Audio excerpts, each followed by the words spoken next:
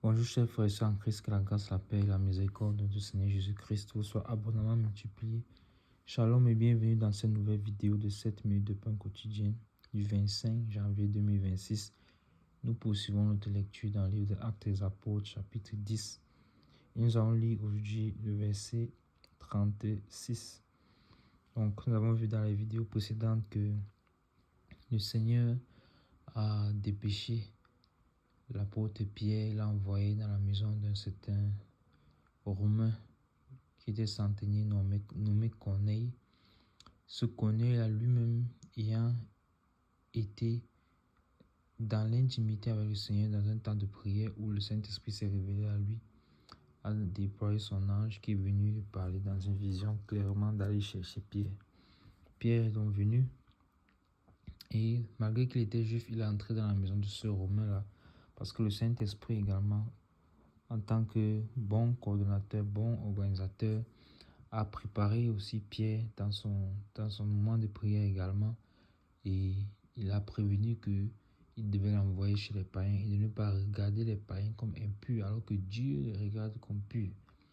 Donc déjà à partir de là, nous avions vu que nous devons donc avoir des moments de prière, des moments d'intimité comme ça avec le Seigneur, et que nous ne devons pas, puisque c'est dans les moments d'intimité, nous avons vu que c'est dans les moments d'intimité que le Seigneur s'est révélé, et que nous aussi également, nous ne devons pas regarder les autres comme étant supérieurs, ayant une position haute, une position élevée. Regarder les autres avec un regard hautain ou bien en se disant qu'on est supérieur, on est au-dessus d'eux. Car Dieu ne regarde pas ainsi les hommes, il ne regarde pas les hommes ainsi. Pierre n'avait pas encore compris que le salut que Jésus-Christ est venu, pour lequel il est mort à la croix, le salut qu'il est venu donner aux Juifs, que ce salut-là était également pour les non-Juifs. Il n'avait pas encore compris cela.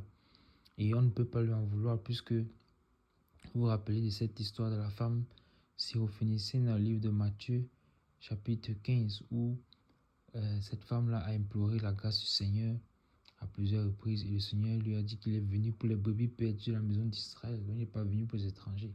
On peut s'imaginer que Pierre avait encore cette pensée-là, et puis comme on avait vu, il était dans un moment de prière. Ça veut dire que il avait pris un temps de jeûne et de prière devant la face du Seigneur pour connaître la direction du ministère, pour connaître dans quelle direction est-ce que les choses devaient aller. Et le Saint-Esprit, donc Dieu lui a, donc Jésus-Christ lui a parlé donc en vision, en extase pendant qu'il était dans ce moment de jeûne et de prière.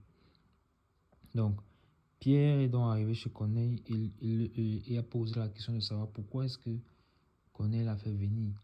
Et il sait déjà que le Saint-Esprit au contrôle, que le Saint-Esprit veut faire quelque chose. Corneille lui-même également le sait. C'est pour ça qu'il a pris la peine de réunir ses frères, ses amis proches et sa famille dans sa maison. Il attend donc ce que Pierre va dire pour que les paroles de Pierre lui rapportent la vie. Et Pierre avait donc commencé à dire que, et c'est le verset que nous avons lu, le verset 35, que en toute nation, celui qui craint et pratique la justice est agréable à Dieu. On avait donc vu que Pierre, effectivement, a bien assimilé l'enseignement qu'il a reçu du Saint-Esprit, bien qu'il n'y ait eu qu'un jour ou 2 jours de différence, mais il a bien assimilé la leçon. Et le verset 36, donc, qui nous concerne aujourd'hui, qu'est-ce que ce verset dit? C'est toujours Pierre, l'apôtre, qui est en train de parler. Il dit: il a envoyé la parole aux fils d'Israël en leur annonçant la paix par Jésus-Christ, qui est le Seigneur de tous. Amen. Amen, amen, amen. Donc, qu'est-ce que nous voyons? Pierre continue dans son discours. Il avait déjà dit que tout homme qui pratique la justice est agréable à Dieu. Il dit donc que Dieu, donc, qu'est-ce qu'il a fait? Il a envoyé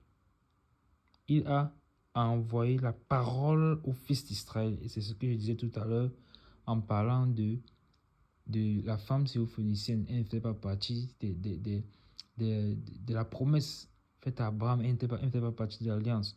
Donc Dieu a envoyé quoi? La parole aux fils d'Israël. Donc c'est d'abord aux brebis de la maison d'Israël que le Seigneur Jésus-Christ était venu.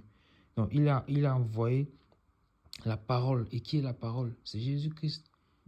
C'est Jésus-Christ la parole. Selon ce que le livre de Jean dit, la parole s'est faite chair. Elle est venue, elle a habité parmi nous. Donc, c'est Jésus-Christ. Donc, Dieu a envoyé Jésus-Christ, son Fils. En fait, Pierre est en train de leur annoncer l'évangile.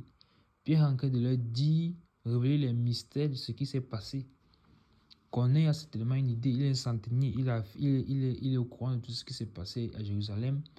Et sa vie pieuse qui menait déjà nous a montré que c'était un homme qui connaissait quand même, qui connaissait que les Juifs servaient le vrai Dieu, mais il priait ce Dieu-là sans véritablement le connaître.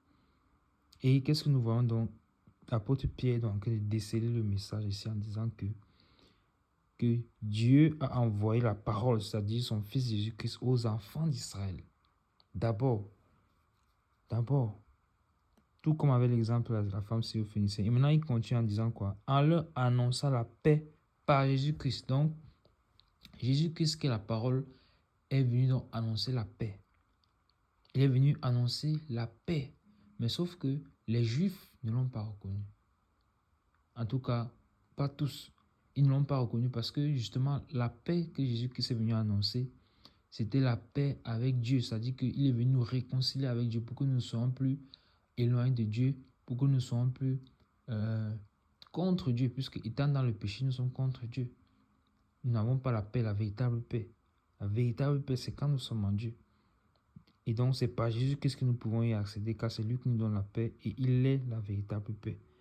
Donc, il dit donc que par Jésus-Christ, il vient annoncer la paix par Jésus-Christ. Et donc, toi qui m'écoutes, est-ce que tu as déjà la paix? Est-ce que tu as la paix? Est-ce que tu as trouvé la paix? Est-ce que tu penses que la vie que tu mènes là où tu cherches la paix, la véritable paix, le monde peut te la donner? Non. Rien sur cette terre ne va te satisfaire. Tu vas penser que tu vas aller progresser et en progressant, tu auras la paix. Tu vas te rendre compte qu'il y a toujours un vide, il y a toujours un besoin.